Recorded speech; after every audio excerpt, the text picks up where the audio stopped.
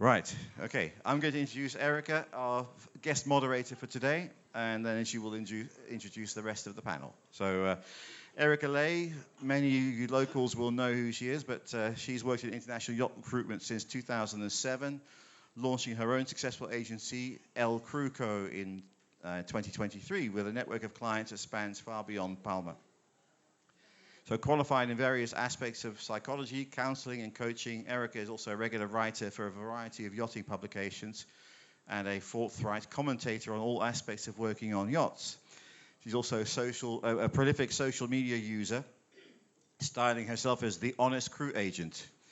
So we'll put that to the test today. And she's also the creator of some of the best known memes doing the rounds in the online yachting forums. So thank you, Erica, for agreeing to moderate today. Be somebody who knows what she's talking about for once. So, so over to you, and I'll let you introduce the panelists.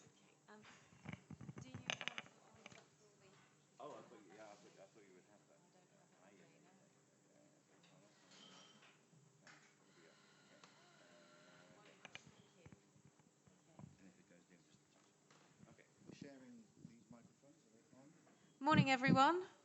Thank you all for coming. It's lovely to see some familiar faces here, and thanks, James and the ESTELA team, for hosting us. Right, I'm going to introduce you all now. I'll try and be gentle with you. Okay, so to my right we have Captain Carsten. Where are you? Sorry, I should have been more organised with this, shouldn't I? I don't think we've got you down, Carsten. Hang on. Oh, here we are. Right. With over 2 decades of commanding super yachts, Captain Carsten Franik is expert in navigating extensive maritime environments, delivering superior guest experiences, and managing crew dynamics effectively. His leadership emphasizes cohesive teamwork and service excellence as the key to great crew retention. In a career of overseeing yacht operations, training, new build and refit projects, he's clocked up over 100,000 nautical miles of global cruising. And then we have Captain Kaye, who entered the industry following his passion for sailing that started in his youth. He began his professional career helming catamaran charters in the Caribbean before moving on to motor yachts, taking his first command in 2005. Do you realise that's nearly 20 years ago? On a 50-metre expedition yacht. He became captain of the yacht 72 metres Coral Ocean, a high-profile charter vessel, in 2020. And now we have Laura. Laura Molineux is strategic organizer at Nautilus International, the global trade union and professional association representing seafarers. Nautilus is recognized as the international union for super yacht professionals by the International Labour Organization, representing all ranks and nationalities, including deck, engine, and interior crew, irrespective of country of residence. And now we have Karine Pouwels. She's our crew coordinator supervisor for Fraser Yachts in Monaco and Palma. Karine started her maritime crew career 20 years ago as a cruise ship crew manager for a large shipping company in Monaco. She later set up the Antibes office for a third-party employer based in Guernsey and worked in the sales department of an Italian builder in France. At Fraser, she supervises the crew coordinators team, supplying HR and administrative support to yacht fleet captains, including flag and class documentation, payroll management, and crew travel. And last but not least, we have Christophe, appointed CEO of the PYA in 2020. He has a 30-year career in management, public affairs and crisis communication at national and international levels in industries ranging from coal, oil, gas to tobacco, nuclear power, metals, biofuels and science journalism. As an accredited expert to the United Nations, he participated in negotiations of the UN Convention on Climate Change for more than 15 years. At the PYA, one of his objectives is to tackle the perception problem with the super yacht industry, which is at risk of becoming a global pariah and which must work to justify its existence. Quite the panel this morning, I think we can all agree. Thank you. So I think we're going to get stuck in straight off. Do you want that back? Sorry. There's a lot of crew agencies I can see in the room today, and I know we've all been suffering over the last few years with a crew shortage, or an experienced crew shortage. So my question to the panel is, how do we attract new talent, but not just new talent to the industry, the right sort of talent to the yachting industry? Who'd like to go first? Carsten would. Yeah, How do we attract them? First of all, I think the most important way to do it is to communicate the image of yachting correctly. I think that's a really important one. There's a lot of information out there of how to have a career in yachting, and it needs guidance and the responsibilities of its leaders for sure. So I think first of all is this communicating the image of yachting correctly and then guiding them through the process, and I think that gives them trust to be part of this industry, but certainly not with TikTok and Instagram, but I think we'll talk about this later.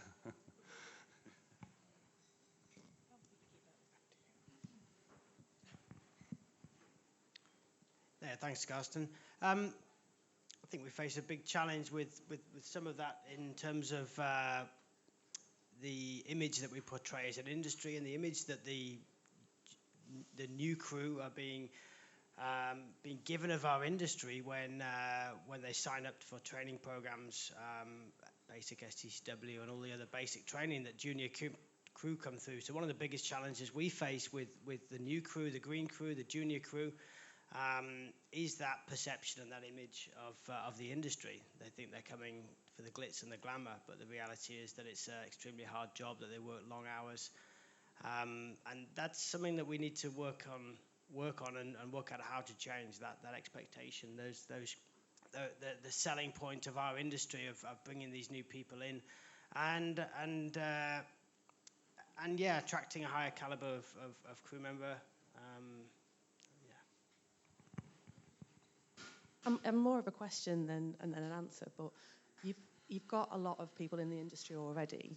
So is it less of a problem about attracting people but retaining people? So you're getting a lot of green people coming in because it's luxurious, it looks fantastic, and then you're saying that when they realise what it's actually like, they're leaving. So what can you do to change that and make them stay? Is it about training and development? You know, what's the issue that lies? Why are people not actually staying once they're in the industry? That's a really good question about crew retention. And Karine, I mean, as part of a management company, you manage a fleet of vessels. So within Fraser's, how do you encourage your crew to stay with Fraser's if you know you've got a really good chief officer or an engineer and perhaps they can't move up anymore on the vessel they're working on? How do you keep them and stop them from leaving your programs? We are quite lucky that we have a lot of yachts into management in the Fraser fleet, so we know that there are other positions available on other vessels, so we will keep an eye on the good ones and make sure that the first opportunity we can transfer that person to a higher rank on another vessel. We also encourage a lot of training. Training is very important to keep them, and not necessarily in the rank where they are in, but maybe other trainings that, for example, for a stewardess, to know about the wines, to know about other things that are not necessarily for her daily duties. Maybe she wants to have a power boat so she can drive a tender and maybe move on to a deck position, for example. So we encourage a lot of training, additional training to what they are actually doing on board. And yeah, we keep an eye on the good ones and we make sure that we keep them in the fleet. I bet you do. Yes. Can I have them? No, okay. No. So as a question for Fraser's, I mean, do you have like a private job board for your crew to access? So you could say, right, anyone in the Fraser's fleet could say, oh, like internal promotions that we would have in the corporate world? Or is that not? No, we try not to, because each vessel is owned by one owner. And we try not to push the good ones to the detriment of one owner to go to another vessel. So if the good ones are on one vessel, we try to promote that person on board that vessel for the benefit of that owner who will invest, between brackets, in that crew member. However, we do talk. It's 8, almost 9 crew coordinators. We work together as a team. So if I know my colleague has an opening on one of our vessels, of course, I'll keep an eye on someone who mentioned might want to leave one vessel, then we will guide that person to the other vessel. But we try to make the crew grow into that same vessel with this captain, because of course the captain will put the effort on training that crew member, and then once he's ready to be good on that boat, goes to the boat next door. That's not good, and it's a waste of time, energy, and money for all of us. So we try to keep them on board those yachts. After a certain time, they get more acquainted with the vessel, the operations, so they become very good in what they're doing. And then if so for some reason they mention they would like to go somewhere else, then we'll try to keep them in the fleet. But usually we try to keep them on per vessel. Okay, I'm going to change the subject a little bit now, but Christophe, hi. Hello. Hello. Can you tell us a little bit, what's the benefits for a crew member to join the PYA? What can you do for a, Joe Blogg's average crew member? Well, the PYA, we are a professional association. In fact, we are run by professional yacht crew for professional yacht crew. What we do is all sorts of things. What the PYA did, or what our mandate was when I got to the PYA, is quite different from what it is now. So we do everything. I mean, of course, at the beginning, we were set up to advise the MCA on certification and stuff like that. With Nautilus, we are now the only two organizations mandated by the MCA to verify sea time. But what we do at the PYA, we are all about developing professional skills, standards for crew, because really there is nothing out there. As you've seen, as you know, I come from other industries, sometimes controversial industries, where, the routes are all, very, very easy to follow. In the yachting industry, it's very different. So we give advice to crew on their route, on their professional development career, and a lot of what we do actually is we work with policymakers, we lobby before the thing hits the fan to try to develop better I don't like this word as a lobbyist, but regulation. We need some rules and regulation, so that's what we do. One thing we do which we cannot brag about is, of course, when individual crew members, when issues come up to the PYA, it's when bad things have happened. So we get an awful lot of situations where single crew members have had issues, whatever the issues are, and we try to assist them. What we also do is work with authorities through back channels. For instance, more of what we do is, often in France, I mean, I'm French, so I can say that, the stupid French anchoring regulations are such that a lot of captains, in good faith, sometimes end up at anchor in the wrong place. So when, the name of a boat goes up to the Admiralty, it's usually because basically this boat has been caught 5 times over one weekend in the wrong place. So the Admiralty calls us, Christophe, can you find us why the boat was there? And basically, usually we try to, calm down things before before it gets too late. So, but these kind of things, we can't, of course, talk about it publicly.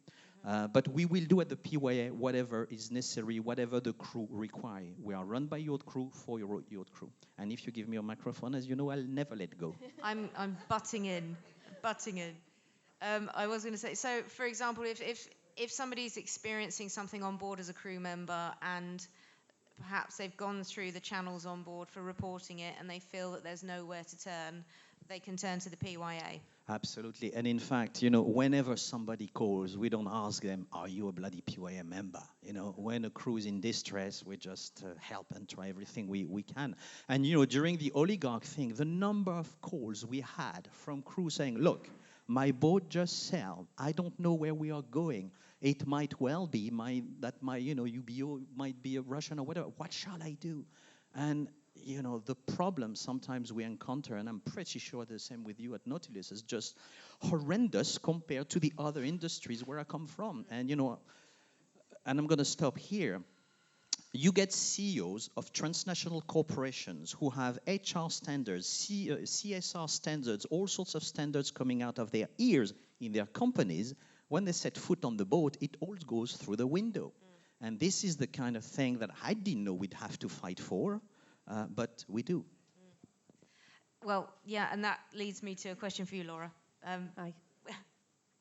With regards to Nautilus, can you give people just a brief summary of what, benefits of membership and why crew should all absolutely 100% sign up to Nautilus because... Well, 100%. 100%, yeah.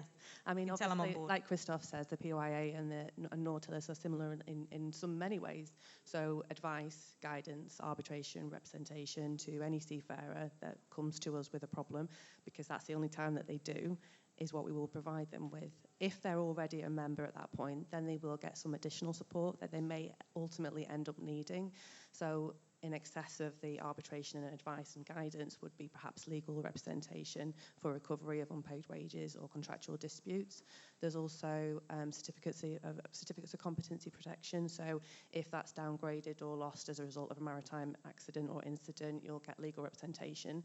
The advice is that you contact us straight away before you do any interviews. I was actually talking to a gentleman earlier, I can't see him right now, who actually benefited from that very service. And it could be the difference between losing your career and staying in your career. So there's those elements, but there's also, like Christophe says, we do a lot of lobbying ourselves. So we speak at local and national governments. During the pandemic, for an example, when seafarers couldn't get home, we managed to successfully lobby that they were treated as key workers, which meant that they could pass through borders freely. They could get to their home destination. They weren't stuck overseas for months on end like some people were struggling with.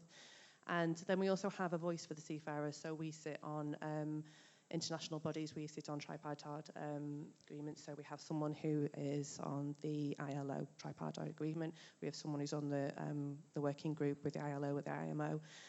So whatever the seafarer's voice is, we'll be the ones that will put that forward and put that out there. Brilliant. Thank you.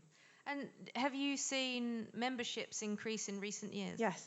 So I've been with Nautilus for 5 years, previously working on their welfare department. I moved into the strategic organiser department, which is the yacht-specific department, 2 years ago. And obviously that coincided with the pandemic, which saw a massive increase in members. And then there was the Russian sanctions, which again, just blew up. So since the yacht department started, month on month, year on year, more than 50% of members are in the yacht department that are new joiners. So it's just growing exponentially. It's unprecedented. It's busy. That's impressive and also worrying. Yes, it is worrying. Yeah, it is. That more and more people are turning to unions. I mean, nothing wrong with it. But there's nothing wrong with it, but it speaks volumes, doesn't it? Because it's basically saying that if you're turning to a union, it's because you feel like you need the protection. Absolutely, you need that. Yeah, and in the yachting industry, as you say, it's not like the commercial sector where, as Christophe, you were saying, there's all this legislation and rules to follow, and it's a bit of the wild, wild west, isn't it, on a super yacht? It's the middle age. In some instances, and in fact, I think the main difference between a professional association, which the PYA is, and a union that Nautilus is we have different tools. I mean, usually unions work for the collectives, on wages, on working conditions and stuff like that. Their means of actions are pressure strikes. I mean, you guys don't do much of that, and usually unions work for the collective, for a boat, after the thing has hit the fan. As opposed to a professional association like the PYA, where we try to work through lobbying, negotiation, before the thing hits the fan. But I think as the yachting industry is coming of age, there is absolutely room for both a union and a professional association. And in fact, we're going to meet after this. We need to work together. But what I wanted to say, to come back to your first question, why aren't we attracting talent into this industry? I used to work for a very simple reason. I used to work for controversial industries who are used to be accountable to the public for what they do. Oil industry, nuclear industry, energy and all that. Until the oligarchs, the super yacht industry was a discrete industry. If you had asked somebody in the middle of France or England, what is a super yacht? Well, they would have seen one in a James Bond movie. That's it.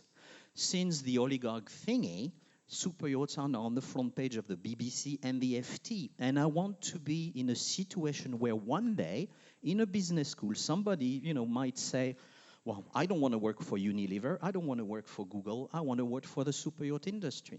And in our industry, there are two types of talents, on board, on shore. We require two different types of talents there. But we need blood from outside the industry. When I was working for Shell, my boss came from British Airways. And we need this kind of, new blood maybe in our industry. Obviously not on boats, but, and I'll stop here. No, completely agree. I think otherwise we risk just getting stuck in our ways and stagnant. And to grow and evolve, as you say, we need fresh blood. And I think also on board as well, you need fresh blood. I mean, new ideas coming in at the bottom, or people moving sideways in the industry, maybe coming from, dare I say it, motor to sail. It never happens, but sail to motor does. Or, you know, or coming from a smaller boat moving onto the larger, or the larger boat into the smaller boat. The mentalities are completely different, and you get some fresh ideas. And I had a question for our captains, and now I've completely forgotten, Christophe, because you put me off. I'm sorry. I always do that. Where was it? I had a great question for you guys. Go on then. Well, Just wonder, you earlier, Laura, right? You said that it's worrying that there's so many people are signing up in your union. I don't think it's worrying at all. I think it's great because the behavior of crew changes. The industry is maturing, and if crew members are reporting their problems, speaking about their problems, there's also, I think, a healthy approach. You know, if they speak up. You are completely right, and I 100% agree with you, because I suppose the more people that are in a union, the more people on any particular vessel are on a union, the more you are in a collective, and the more you're in a collective, the bigger your voice is. So ultimately, like Christophe was saying, unions tend to have collective bargaining agreements, for example, in other industries. Why can't we have that in yachts? Why can't we protect all crew members? Why can't we put forward collective bargaining, go for aspirations, get better terms and conditions, and increase those benefits that way? So in a long-term goal, that would absolutely be, you know, our aim, rather than reactive and on an individual basis. Yes, yeah, I agree. It's exactly a mentality I want to see also within teams, onshore or on board, is that people are feeling safe and secure to have a voice and speak up, whatever the rank is. And I think this is what we should aim for, this kind of leadership and structures on board. And it creates safety as well. If you're feeling comfortable that you can speak about your emotions or problems, you know, even if it's for an engineer and a technical problem, some people don't dare to speak about problems, which is a huge problem in itself. So I think it's great when there's a shift of awareness and also a shift of how we communicate problems and deal with it. If I may, I think the job today of a yacht captain is one of the most difficult jobs that exist. Because the yacht captain nowadays, I mean, if you see the size of the boat, they are CEOs, they are HR managers, they are mental counselors, there are many jobs in one person, but there is no one there to help them. In mainstream industries, every 3 years, a business unit manager is sent on a leadership course. Whenever I've got somebody coming into the PYA office, I ask them, okay, what are the 3 things you would like to have which you don't have? And a lot of actually, not only captains, but you know, people down the line say, well, I'd like to know a little bit more about leadership. There are all sorts of skills that are taught in mainstream industries which are not just yet in ours. And it's one of the things that is important. And you know, people say that being a CEO is very lonely up there, but it's even lonelier, I think, being a yacht captain. That's very bleeding heart. But I think you're bang on the money there with the management and leadership courses. I speak to so many seniors, captains, heads of departments who, like, once they get there, it's like as a captain or chief engineer, you've got all that seagoing knowledge and experience, and you've got all your tickets and the technical side. Every captain says to me, parking the boat, it's the easy bit. Driving the boat, that's the easy part of my job. I could do that with my eyes closed. But, you know, give me a stewardess who's in tears, or a deckhand who's, you know, having a meltdown, I don't necessarily, I'm not equipped to deal with that. I don't have those skills. And it's like the soft skills, human resources skills, that, you know, running a cohesive crew is often, well, it's always, I think, you know, it's the most political and hardest part. But I was going to say, Will, as captain of a 70-meter, how many crew do you have? We have on board 25 and 42 on payroll. Good grief. All the rotations, yeah. You know, talking about the support, I think for captains, I use a leadership and training management company. I'll give them a plug. That's Karen from Impact Crew. I've used her for many years, 15 years since she first started here in Palma. I actually get a lot from that because I get personal coaching, or I take personal coaching, and some of those additional skills that we don't learn, the beyond the requirements, are invaluable both to myself and to the team. We've just finished a week of onboard training. This year we included a day of mental health. We call it Stress Happens, to give the crew the skills and the knowledge of how they can come forward and how they can deal with stress and their own mental health and well-being. We're also in the next off period, we'll be doing some mental first aid courses as well, to actually have a few crew members on board that are trained in mental first aid. And beyond that, we do leadership and management training and personal coaching for individuals on board. It's extremely valuable additional training. It's also fantastic for what we talked about earlier, the retention. It's extremely well appreciated, mostly by the new Gen Z crew. You know, we have a very different type of person to deal with there, and in terms of retention and welfare and motivation on board, that's one of my best tools. All that and other additional training that Karine talked about beyond the required training is certainly my biggest tool in crew retention and welfare and training. That's superb. Honestly, I haven't heard of many yachts who go that far. And I suppose, Karine, in Fraser's, is this something you guys do as well for your fleet? Do you offer support to your captains in that regard? Obviously, we know that in management companies, the shore support does all the technical stuff or assistance with the regulatory compliance and whatnot, but how about the mental health side? Is that something that management companies are starting to offer?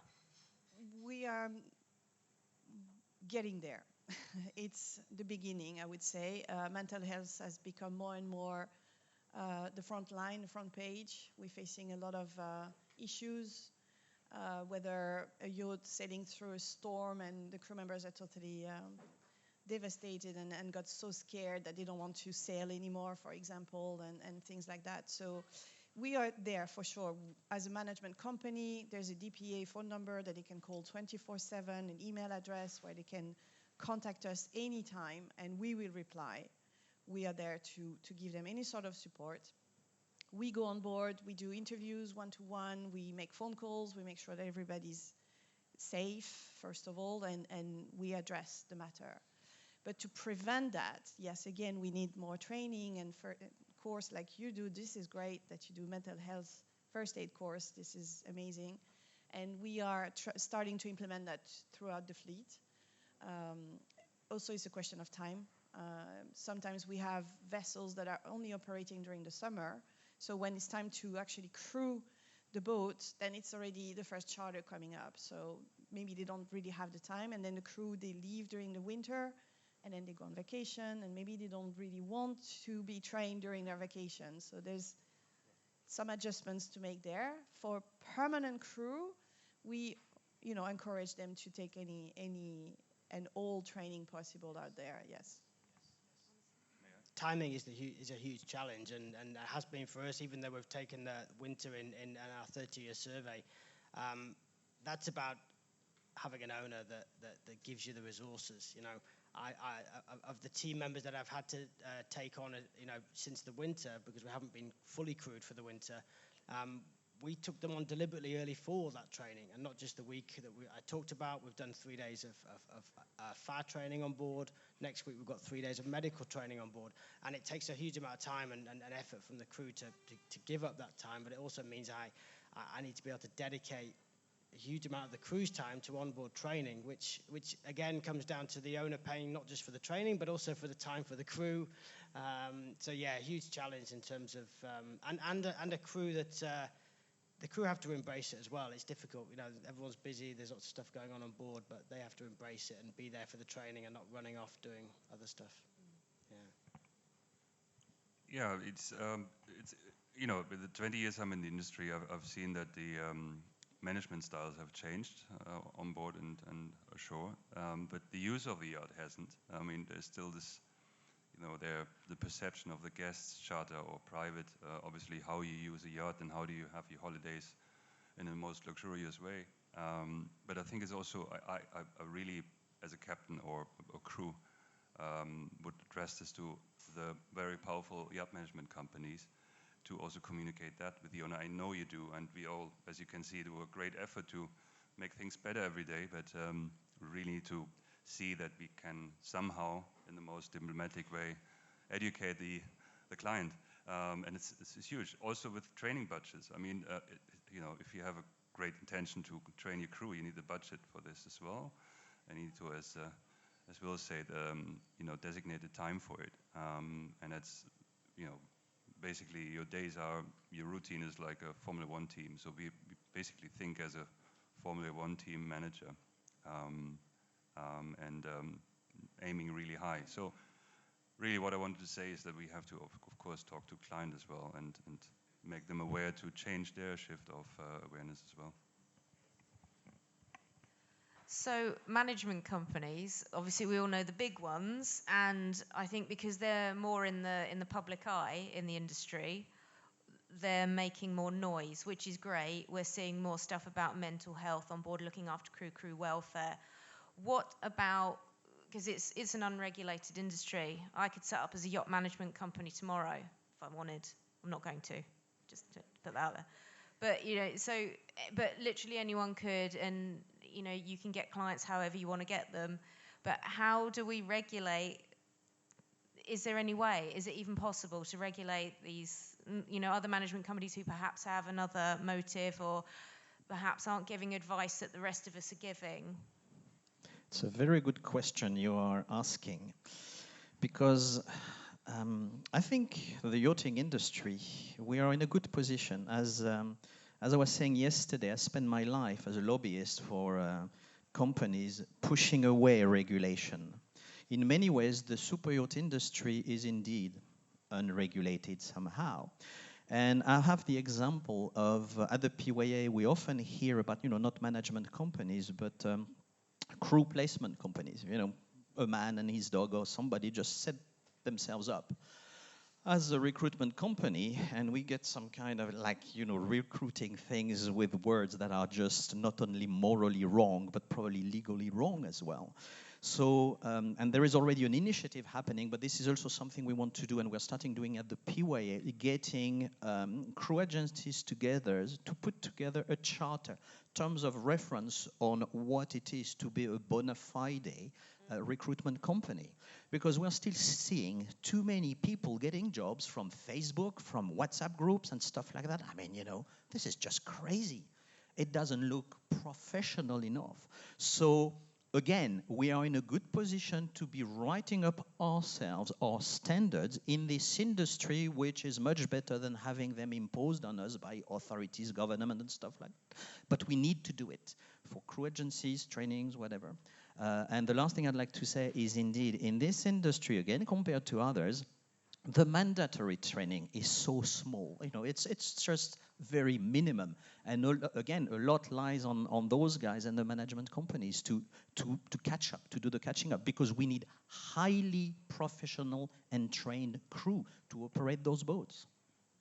Agreed. And seeing as you have the ear of the MCA, can you help us with that? Because we've been banging on for ages about the PSSR being such a non-module of the SDCW, and they could use it so much more for you, like introduce psychological first aid, mental health, rather than. Don't get me started on that. Okay, sorry. Take the mic. You know, I come from the aviation industry, and I'm also a pilot. I've got a British pilot license. So, you know, I often draw parallels between the MCA and the CAA.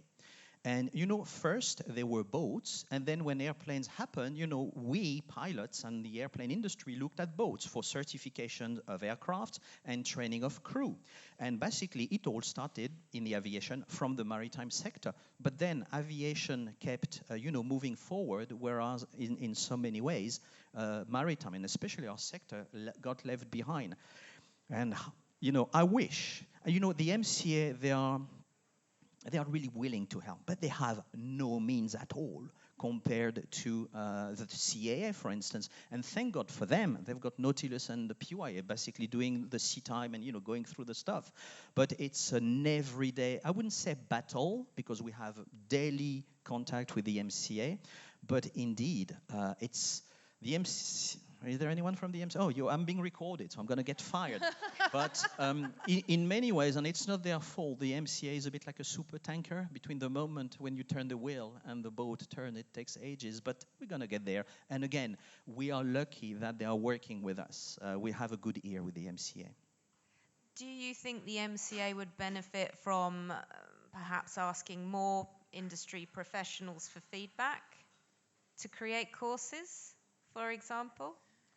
Definitely. Yeah, it can't harm, can it? You know, the more voices that are heard, the more you see change happening. I just wanted to touch on legislation that Christophe mentioned before, and seafarers getting employment through Facebook, and it's a problem. It is a problem, but when we talk about recruitment and placement companies and legislation, they are legislated to some degree. There is, for example, MLC will apply to them. So if they're in a country where MLC has been adopted, and Guernsey has actually adopted a certain element of the MLC, so they are regulated in that they need to have insurance provisions in the event that the employer or themselves default. So there is legislation, there is regulation, but it's just not necessarily widespreadly known.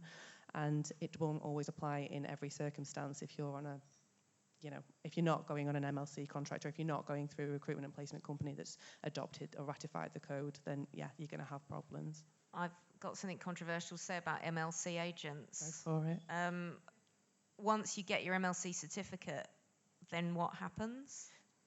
Does anyone check up? Because well, you should be inspected after a certain number of years. I think it's 5 years. You may be inspected at any point within that if someone raises a complaint. So, for example, if a seafarer raises a complaint and the flag or the port take on an inspection, they'll inspect that particular complaint. If they have concerns, then yes, they can do a full inspection. So it really depends on how they're being notified that something isn't in compliant.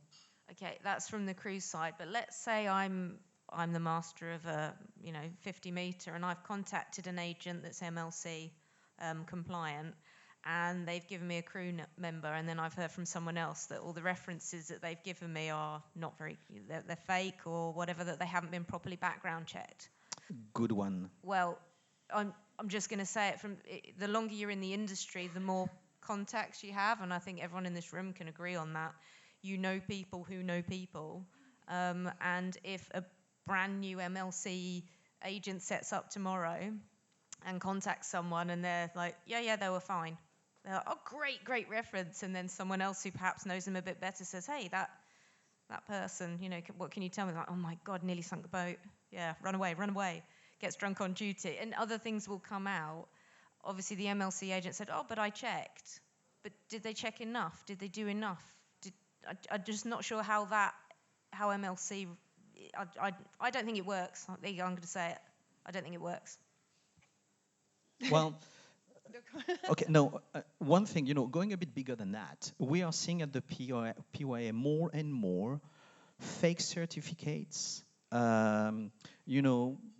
go on the internet and you can get, you can buy, COC from Montenegro or whatever.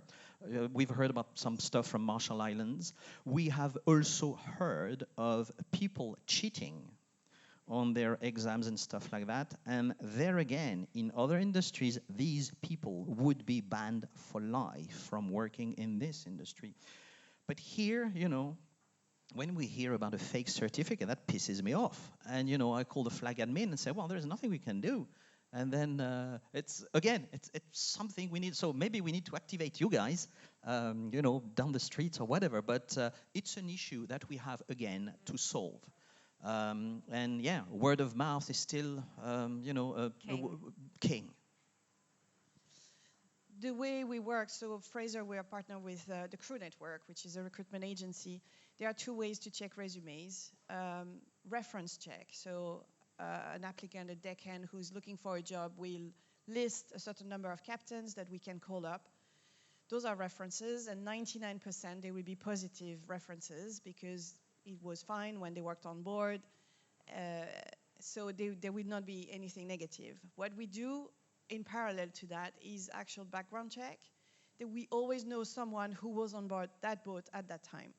And for some reason, if that person is not listed on the CV, maybe we should start asking questions. Absolutely. That's Yes. the fun part of the job. That's the fun part of the job. So that's where we start making phone calls.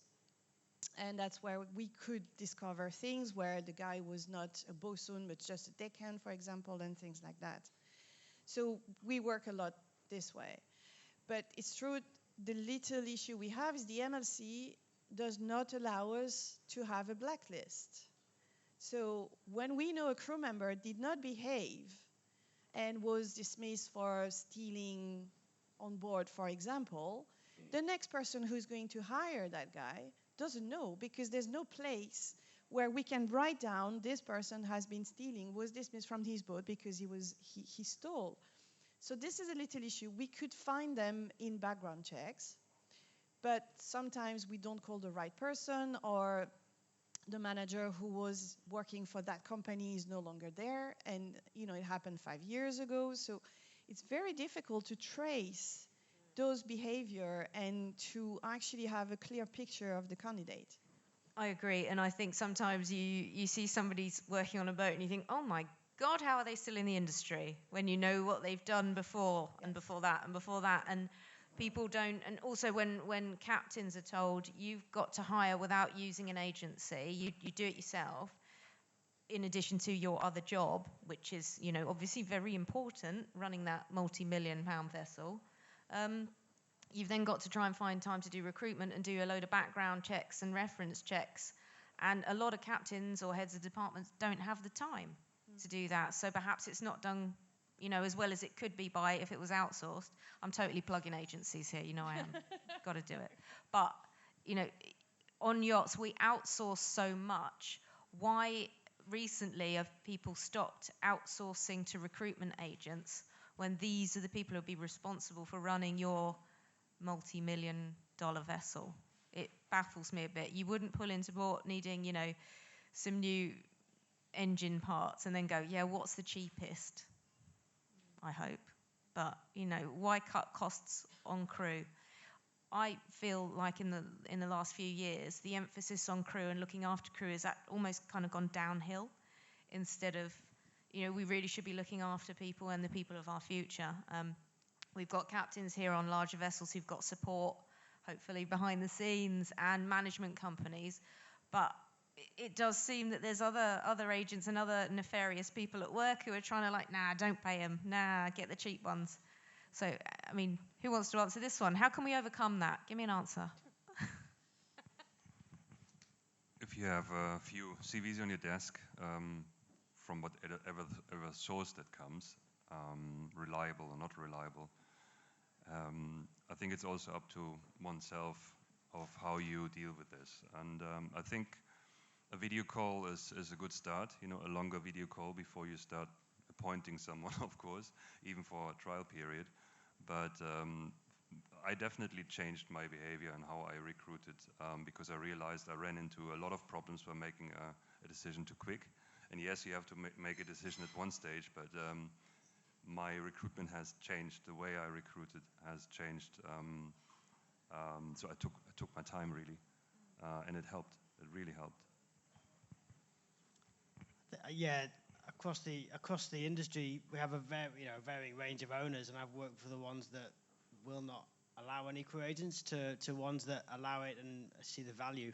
From a crew agent perspective, I think I'd like to see better warranties. I think I get frustrated owners when crew members come, they pay a fee, and then they're gone, and I don't know, everyone has a different perception of longevity. Mine is perhaps a bit longer than most in the industry. I think, the notion that a year is longevity is, for me, slightly flawed. But I understand in the junior positions, maybe nowadays that can be classed as longevity. In terms of the reference checking, my policy is at least one verbal reference that's not on the CV. Nice. You need to. We've got so many people. We know someone that's worked with them somewhere, and we get at least one. I think that's brilliant. And that's key. Everyone knows in this industry, not necessarily what you know, it's who you know. And sometimes that person knows you, and you might not know them. So watch out. Be nice to people on the way up, because you might need them on the way down. But anyway, I think we need to open this up. Has anybody got some? Sorry? What about it? You're paying me. You want to pay me for this? I'd love that. Thank you. I accept checks, vouchers, and champagne. Yeah. Yeah, absolutely has been stagnant for years, hasn't it? The salary, and now it's you know, it might have gone up a little bit recently. Over in the States, we've seen it coming up and up and up, and a lot more freelancing, and those salaries have boomed. But I think throughout the industry, the salaries have been stagnant for years. Again, how do we communicate, educate, advise the owners that if they want the best of the best, they've got to pay a bit more? I mean, who needs to be having that conversation? Carsten, is it you? Well, it's the toughest, of course. no, it's an easy one. You think? Yeah. Go ahead. Well, you know, again, it's a matter of, you know, usually, I mean, it was very interesting. You know, I have never heard of any industry or whatever where, you know, you would not want to hire the best talents. And usually, and I think, again, we're coming down to the issue of the perception. Usually owners who have the yacht, a lot of them have the airplane. If they ask their airplane pilot, can you please take me to Corsica? And the pilot says, sorry, sir, the plane is stuck or I'm out of hours, the owner will say, okay, I will fly commercial. If the owner asks the captain, can you, you know, take me to, I don't know, Palma or whatever? And the captain says, well, sorry, sir, because the weather's not good, or, you know, the owner will usually say, you are taking me to Palma. So again, a yacht, a captain of a yacht does not, in my mind, have yet the level of respect that they should have in the eyes of the owner, who, again, could be the CEO of a humongous company where what he wants is the best talents. So why wouldn't he want them on his boat? Crazy. Perception. This is still maybe perceived as a holiday, toy, whatever, you know. I agree, and I think the only way we will push up salaries is if everybody just keeps on at it. And I mean, I'm sure other agents in the room will agree with me. When I'm speaking to a client and they're like, this is what I want X, Y, Z, and they've got to be this, and this is the salary I'm paying. And if they're lowballing, I'll tell them. I'm like, well, for that you can get this, you know. It's like, but you know, when you've got, as I keep saying, like this multi-million-pound toy, you know, why aren't you paying for Harrods when you're going to pay for Tesco value? Come on, you know, if you want something really, you want the best of the best, you wouldn't pull into port and say, do you know what, get us the cheap oysters. You know, you're going to have the best of the best, the food, the drink, the entertainment, whatever it is. So why aren't your staff, your crew, the best of the best? Don't you want to show off a bit as well? You know? In the long run as well, if you're giving better compensation packages to your crew, it's ultimately going to reward them with longevity, because you're going to want to stay on that yacht because you're being paid better to stay on that yacht. It's not worth your while to look elsewhere, is it? And if you want to maintain that position, then you'll train yourself and you'll produce the goods, and be on top of your everyone, game. yeah, everyone will. It's the most obvious outcome, isn't it? It's a win-win, yeah, completely. And it's in land-based organisations, we see this all the time. And especially with these yacht owners that have these incredible, enormous empires ashore, and it's like when they set foot on the yacht and their team of crew on the yacht, it's just like, no, it's completely different. None of that applies to that. And it's like, but you've built this business to be incredible and give you the best results.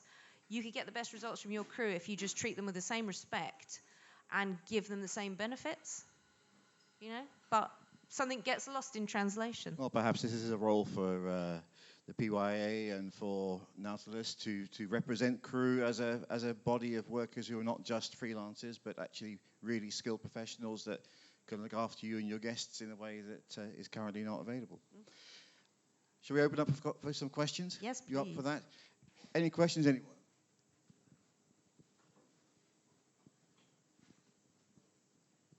Thank you. It's not actually a question, it's a comment, if that's okay. I've got the mic now, so you can't say no. But just touching on the point that you made before with regards to the MLC and the blacklist, I completely get what you're saying, and in principle, I agree with most of what was said as well. But just one little point that I think we need to be quite careful of is Laura and I, particularly in Nautilus, we speak to crew day in, day out, who have found that they've had their employment terminated. And the reason why they've been terminated is because they've raised an issue of bullying and harassment and an issue of assault, and then they've been terminated for that.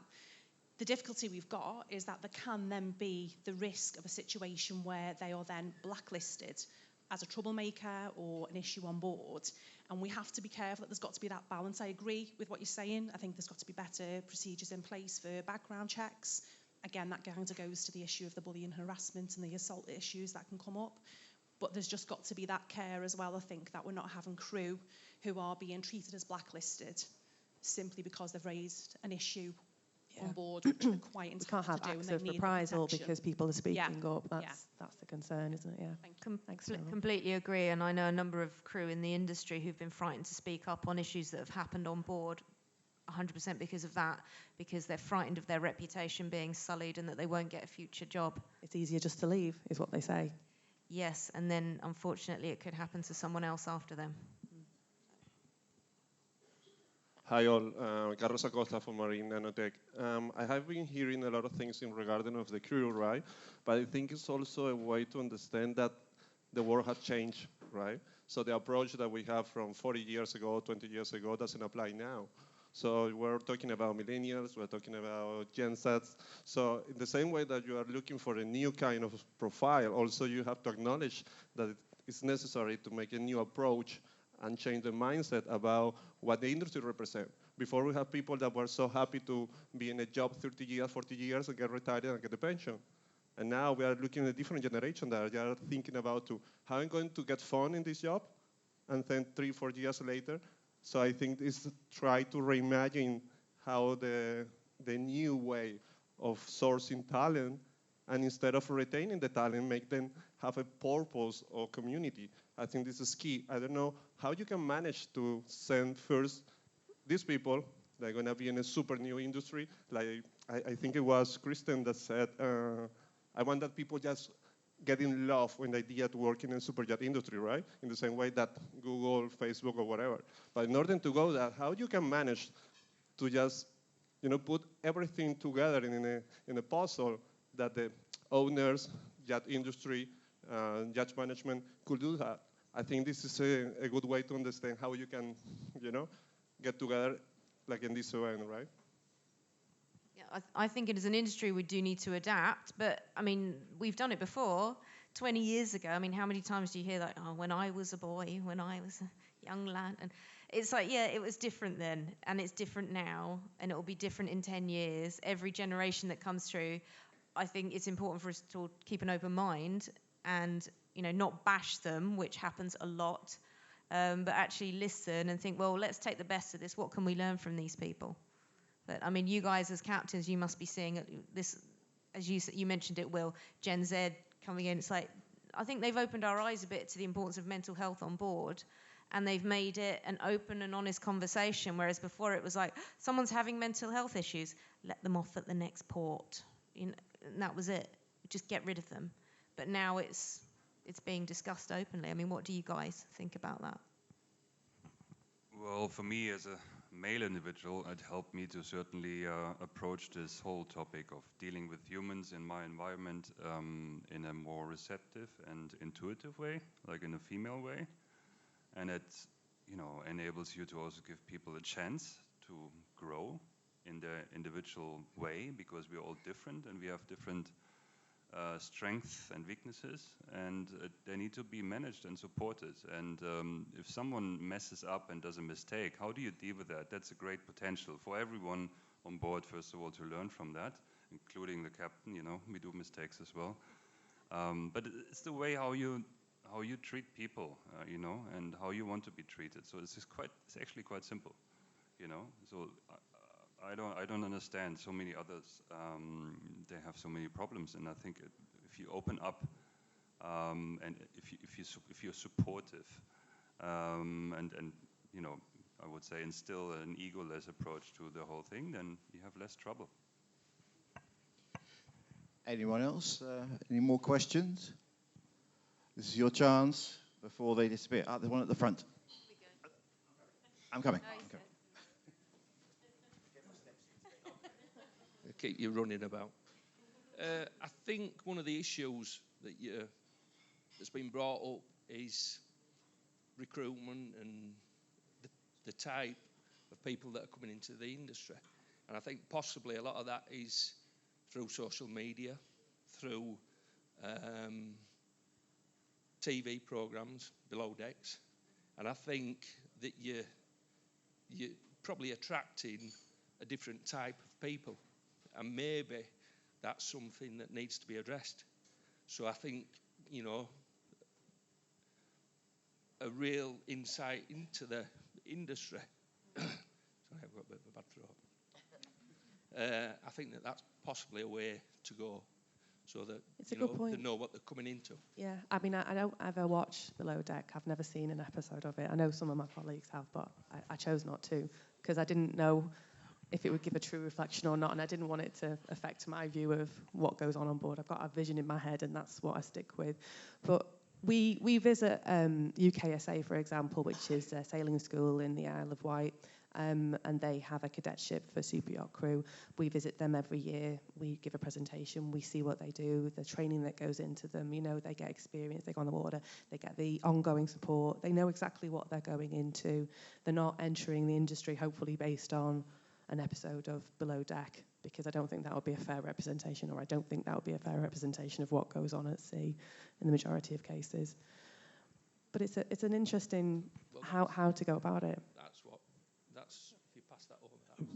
Below Deck is not helping, but there are a couple of things. So yes, there are the new expectations of the new entrants and the green crew, but we're also guilty partly of it as well, because I still see way too many photos and pictures from recruitment agencies who show crew actually not doing any work. Now, of course, you're not going to put a picture of somebody cleaning the toilet. But, we are also ourselves partly guilty of the image we convey to these people outside of the industry of what it is to work on a yacht. Working on a yacht is not being a guest. Working on a yacht is actually working. And we really need to drive that one through. I've heard so many captains telling me, fuck, Christophe, sorry, pardon my French. At interviews, I tell the crew, well, you're going to have to clean the toilet. Oh, yeah, I'll have to clean the toilets. I'm using that as an example. But the time comes to do the work. It's sometimes difficult, even more with the younger generation. But I think there needs to be adaptation on both sides. Again, I'm always using the aviation industry. Pilot is being a pilot, being a cabin crew is being a cabin crew, and the standard of the aviation and industry are not adapting to the people coming in. It's them who have to adapt to the standard of the aviation industry. It's different in our world. We are a bit more on the yacht, like in a company. In a business, you have to adapt to the new people who are coming your way. So it's got to be a in between, I think. But we are also partly guilty of the image we convey. I'm Marlies, and I think one of the things that Laura just touched upon with talking to younger people at UKSA, for example, I think we need to take it further back. And as an industry, we need to not just have a better image towards the population as a whole, especially with the recent events in Ibiza. We're not doing enough as an industry, I think, globally. Jointly, there's nobody leading that together. I don't know, get a PR agency, do something about that. But aside from that, why don't we have more people who go to schools, go to yachting clubs? We do enter schools, actually. We go around, we have a cadet department, and Rachel will go to some of our local schools, for example, on open days and talk about the marine industry as a potential route. And funnily enough, it tends to be the women who are interested more in it. And it's not just yachting, this is maritime in general, so we're talking about like tankers, and they seem to be very interested, which is great, because we'd love to see more women enter the industry in general as well. But yeah, going into schools is a brilliant way of making people aware of the industry. But you're making a very good point, because again, I talk about the yachting industry when I talk to policymakers, but we're really sectors, various sectors. yacht builders, don't talk to recruitment agencies, who don't talk to training agencies. So there is not one voice that can represent the whole thing, and it's actually very difficult. And at the PYA, again, having worked for, controversial industries, I've made contact with some global crisis communication agencies who have created, the type of global campaign that we need to convey a more positive image in the media. But these are, multi-year campaigns which cost a lot of money. And, well, I'm thinking about knocking on the door of the owners, because at the end of the day, those guys ought to be funding a global campaign to improve the image of the yacht, because, it's their right to keep using the thing. But I've already heard of a number of potential owners who decided not to buy a yacht because their grandchild told them, or their children told them, daddy or granddad, a yacht is not a good thing to have. And it's a dangerous trend that I'm seeing. Hello, everybody. My name's Sarah Diggle-Whitlock. Sorry, my voice is going a little bit from yesterday. I've been in the industry 25 years, 10 years as the chief stew. I did actually do the sail and the motor, which I was very lucky to do.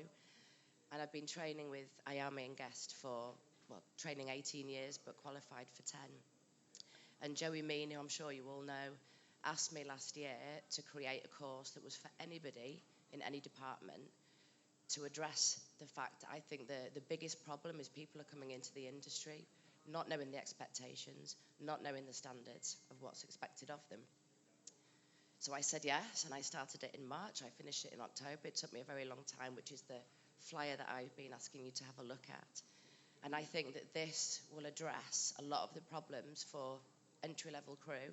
So I've got a full career path for the deck, the galley, interior, and engineering. So it's for anybody that wants to join the industry, transfer their skills.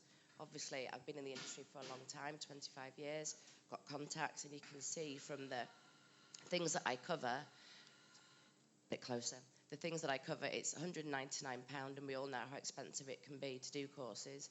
And I think the crucial thing here, to get into the industry, what's mandatory is STCW, which is brilliant, but it doesn't tell you anything about what life is like on board, or what's expected, and all of that is encompassed with mental health. If somebody comes on board, and for crew retention as well, if somebody comes on board via a recruiter and they're not mentally prepared, or they're not aware of what is expected of them, they could either leave or they could be fired. And then you've got obviously the boat then having to repatriate them. You've got the expense of the flights, and then of course the crew agents have to replace them for free. So it's addressing that big problem, I think, in the beginning, which is why I've created this course. And I would love to talk to you more about it. Thank you. Thank you. And in fact, as an agency, we get a lot of captains coming to us saying, why do new crew not know how to make a bed? Why don't they know how to iron a shirt? And because of course they spent most of their formative youth just staring at an iPhone. So it's all been watching rather than doing. And we have our yacht crew recruitment group on Facebook, which has 53,000 members. And believe it or not, I look at every single profile before I let them in.